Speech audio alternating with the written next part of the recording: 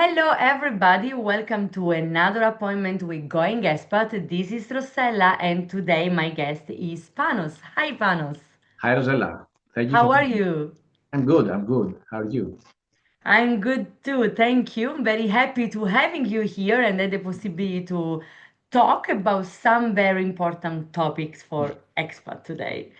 If you guys are reading my blog, you might have seen this face and read this name because not long ago Panos wrote an amazing blog post for Going Expat talking about the feelings of expats. So, what is the cost of moving abroad? Mm. And then we decided to have this chat together today to deep dive a little bit in some of those feelings that always go together with moving abroad. But before going there, I would like to know a little bit more about Panos. So, where are you from and for how long have you been in the Netherlands? I come from Athens, Greece, and I am in my second year here in the Netherlands. And I Okay. live in Rotterdam. Still a newbie. Yeah, yeah.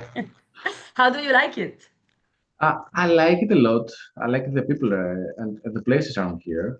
And I also enjoying the nature of the Netherlands. It's a really nice place to go for walks and for running. A thing that I really love. Yes, yes, indeed. It is something that really shocked me at the first time because I'm not used to have so much green in the city. Mm. So in Italy, at least, mainly in the big cities in Italy, you don't really have much green parks and everything. While here in the Netherlands, there is a lot. So There's a it's lot, yeah. really possible. Yeah. Yeah. Nice. And what are you doing here in Rotterdam? What's your job? I am an integrative therapist and coach. I work with individuals and companies and supporting them in their well-being journey.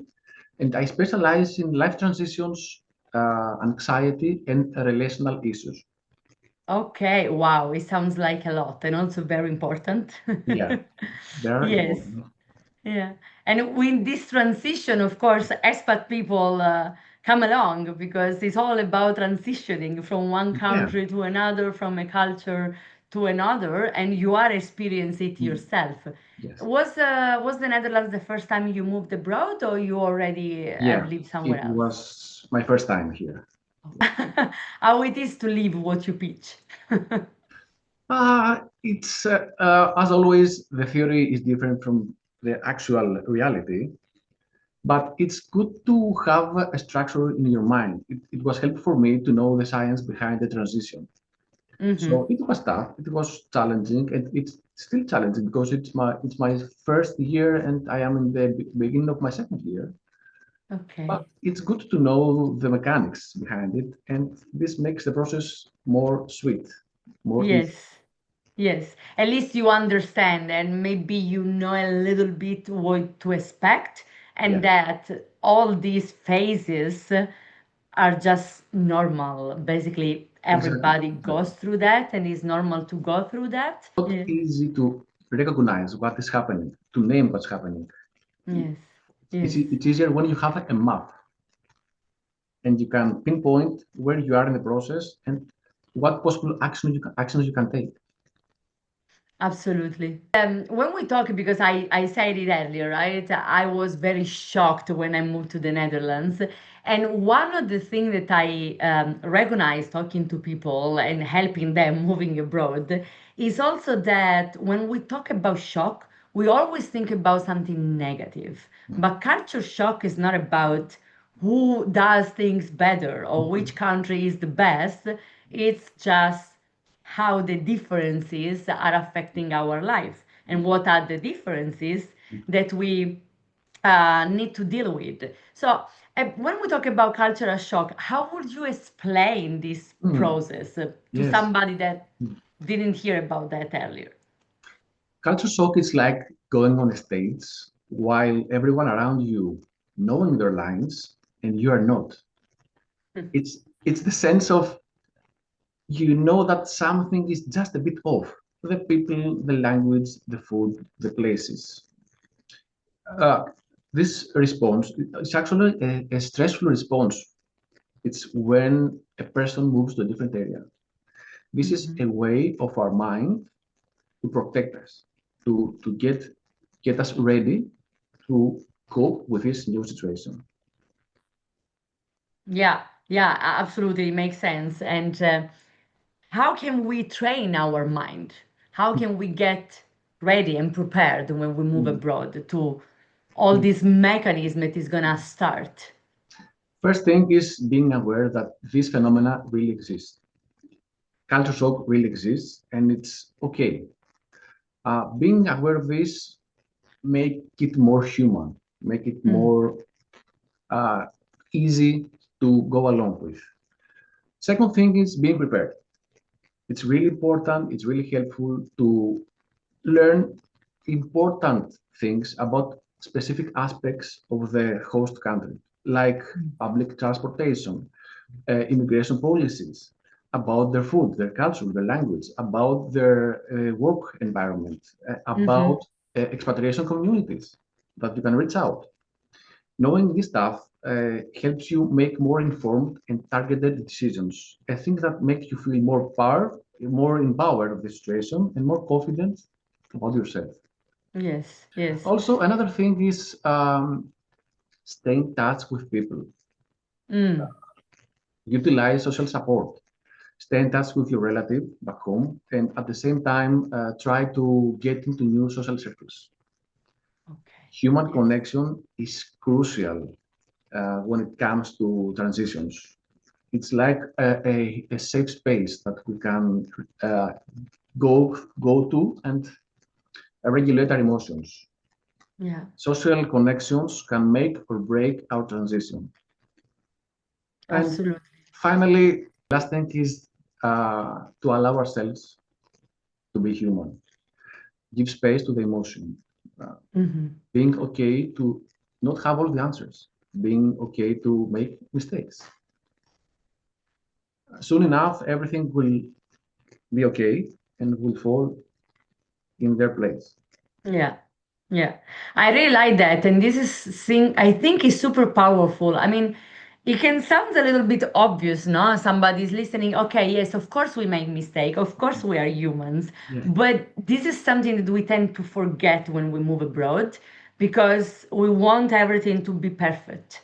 We tend to show also only the good thing, and we don't allow ourselves and of course the others to see that we struggle like like it is not possible that we struggle because we move abroad, so now everything has to be okay.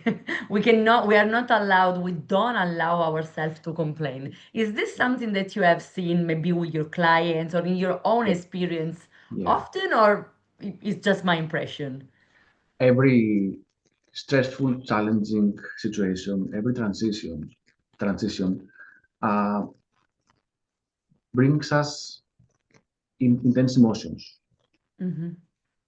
Our vulnerability suddenly appears Mm-hmm. in our everyday life, and this might be scary. This might be a little bit uncomfortable for us. So we Mm-hmm. try to hide it, to avoid it sometimes, and that's a thing that blocks us in the long Okay. run. So yeah, it's really helpful to get in touch with our vulnerability, give space, and recognize and acknowledge that we are in a stressful situation, we are in a challenging situation, and it's okay. It's okay to feel like that. Yes, it is totally okay. We need to go through that indeed and allow ourselves to feel our feelings, I believe. Exactly. It's there are a lot of discussion and conversation when people move abroad with kids, Mm. right? Because as adults, we should be at least aware of the feelings that we have and also what are our blockage, how our mind, our brain works, etc. But for kids might be different. Mm. How do you think kids experience the culture shock and what the parents can do to help them? Mm.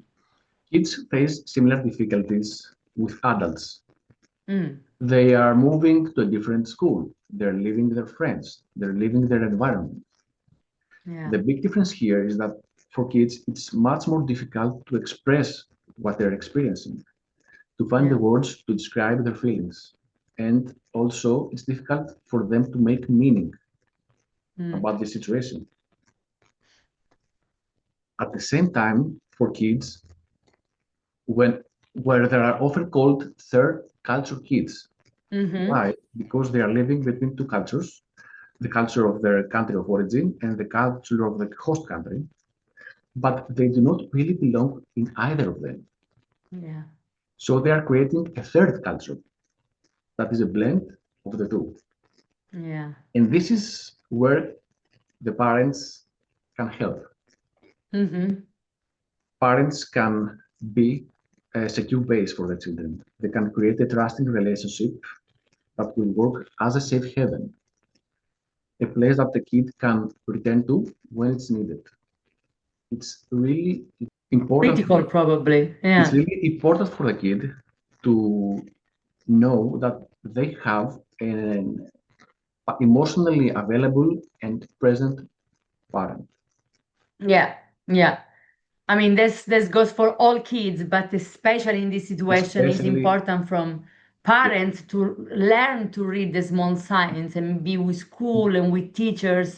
They need to discuss and talk about any single things that yeah. can maybe be a red flag or something in order to understand if the kids are doing well or not. And depending on the age, these signs can be very different, I believe. This is a great point you actually made. Hmm. And it's really important for parents to encourage their kids to talk, to share their stories, their experience Mm, around the family table. When we're sharing our emotions, our stories, we build connection and we build mm. resilience. And this is very important, as you know. It's two ingredients that are crucial for a successful transition. Yes. One other thing is that parents can utilize social support and expert support. Municipalities and schools often have counselors that can help Mm-hmm. kids to go through this transition. As also, they can reach out to expatriate communities that have activities for kids and for Yeah. adults also, and find a way to create new social circles, new friends, new people that can communicate. You can talk about your stresses, your anxiety, your challenges, your fears, Yeah. and make Yeah. this path more soft and sweet. Yeah. Yeah, I totally agree. And I guess the Netherlands is doing a great job out of my experience Mm. with people who are moving with their own family in supporting the parents and the kids with counselors in the school already. Also just based on or starting from the language, like, okay, we understand for kids it's gonna be very difficult at the beginning because they must learn Dutch straight away unless they don't go to an international school. But not all the international kids that are coming speak English already. So it's still a new language that they had to learn. And a lot of time counselors start from that. How do they feel towards the language that they are learning? And so in a community where they cannot speak, for example, Greek or Italian, because nobody will really understand them. And from then they kind of build the case and realize if there are other blockages or the language is only that. And speaking about the language, so I had two questions about that. One is still related to parents and kids. So, how important in all this phase of adaptation, making the kids feel comfortable, that the parents also learn Dutch? Mm. And the other is, generally speaking, for adults, how important it is for the cultural shock to learn the local language. Mm. Um, Learning the language is a very good way to integrate in the society, which is the best strategy when moving abroad. You can communicate, you can fit in, you can acquire jobs, you can communicate with people around you. So it's crucial to learn the language. And at the same time, there's a thing about the language. Language is not about communicating only. Mm-hmm. Our words create worlds. Our words give access to meanings, to emotions, Yeah. to places in our mind and the mind of others. So learning the words learning the language, it's not only about everyday communication, it's about connecting in a deep level Yeah. and connecting with the society that you are living and you are Yeah. a guest in the beginning. Yes. So Yes. be a good guest and learn the language. Must ask now, how is your Dutch, Panos? I'm just in the beginning. They're really poor, to be honest. Yes, yes. No, I can imagine. I mean, Dutch is also a complicated language, especially from us coming from the south of Europe. Oh, it's completely different. So it takes a little bit of time. But as you said, it's not only a way to communicate, it's basically part of the culture and opens a lot of doors. I keep on repeating it with all my guests. I always ask this question because there is this myth of moving to the Netherlands without needing to speak Dutch at all, Yeah. which I really want to destroy because it's it can work for a little bit, but at a certain point you will need to speak the language, even though you have a job that doesn't require the local language, because it still happens. But for all the other reasons you just kindly explained, so that's very important. Thank you for that.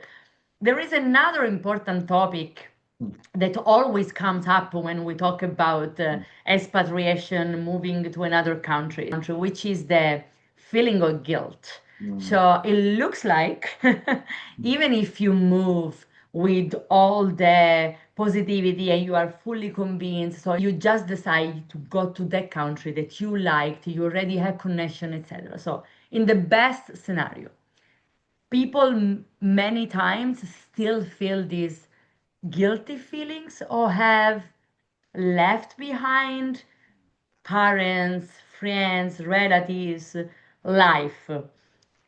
How this happened? Tell us a little bit more Yeah. about this expat guilt feeling so we feel better because we know it's normal. Yes.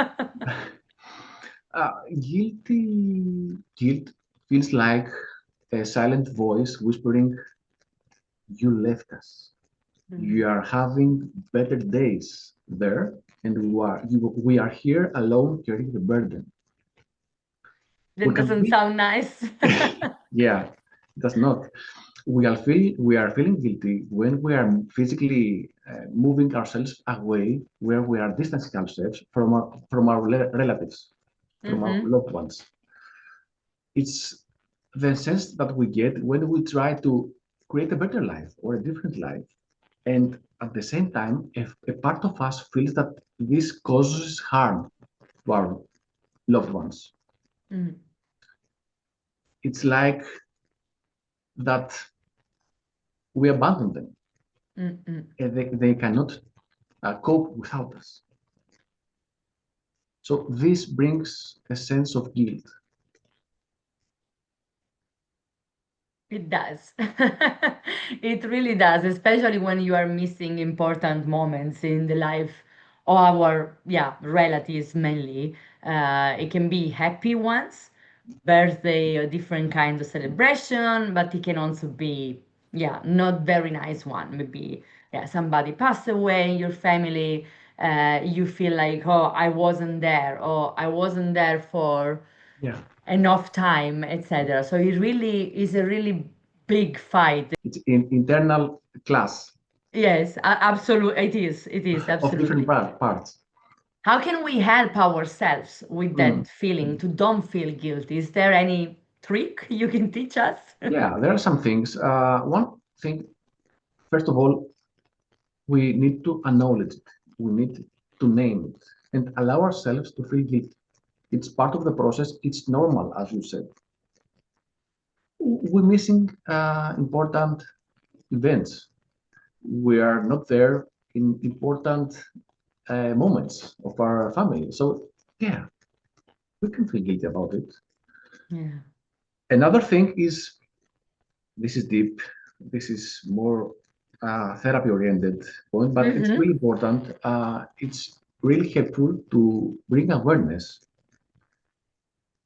in what family role we used to be Mm. back home. Let me explain. We can think.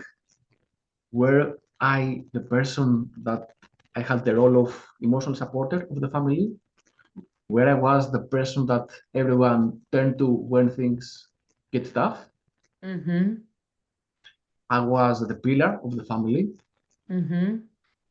If the answer is yes, it's possible that we will feel guilty. A Yeah. part of us, we will feel that they cannot cope without us. We should be there. And when we pinpoint this role, when we see clearly this role, we can easily transform it, regulate it, as we can also regulate our beliefs, our core beliefs about this situation.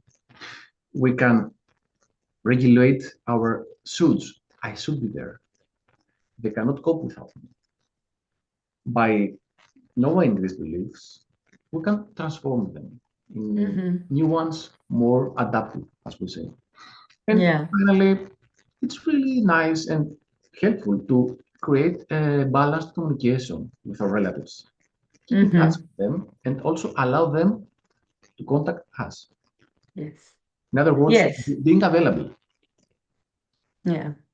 I really believe is a teamwork, right? Because sometimes people also feel guilty because on the other side they don't understand our choice. They are like, "But why did you go away? Why you didn't want to be with us?" They are making it about them, and of course they don't do it on purpose or to make us feel guilty. But this is just the expression of how they feel. So it is important to talk through and to Yeah, find other ways to compensate the exactly. physical absence. Exactly. It's very very important. But yeah, we need to be very strong Mm. and allow us acknowledge the feeling that you are having, but also think through.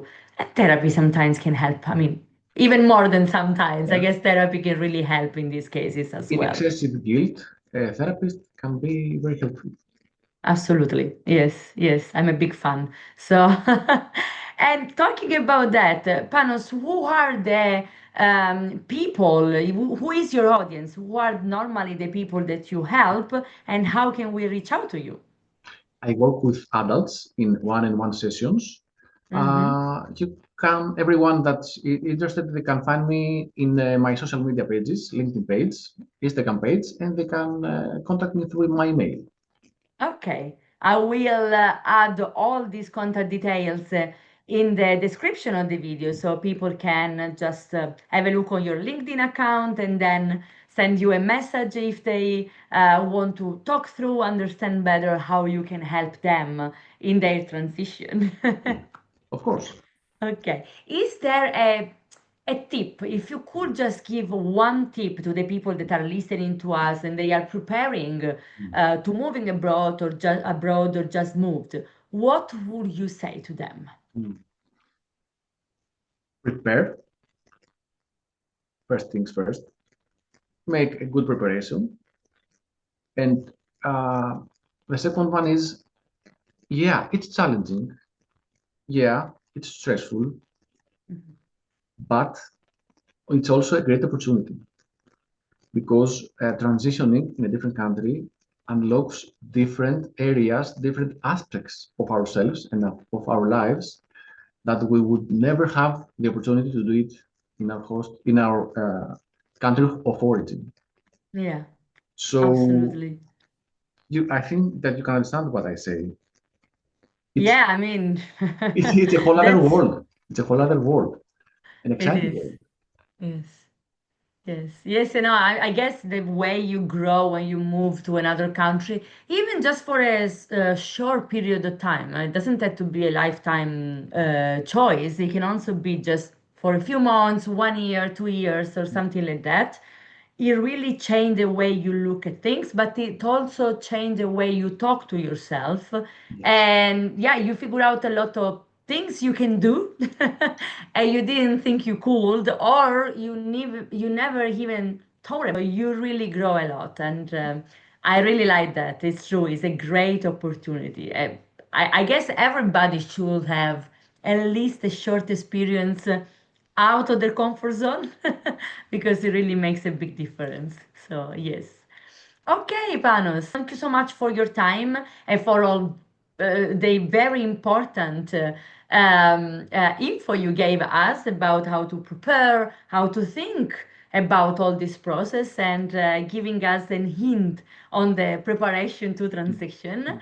Again, as I said, all your contact details, or at least the main ones, will be in the description of the video. And if people have also questions that they want to ask or comment with their experience, please leave a comment. We will be happy to yeah, answer and go through that. Thank you so much, everybody, Thank for you listening, and thank you again, for Panos, for having me. being here. Have a good day. Have a nice Bye. day. Bye.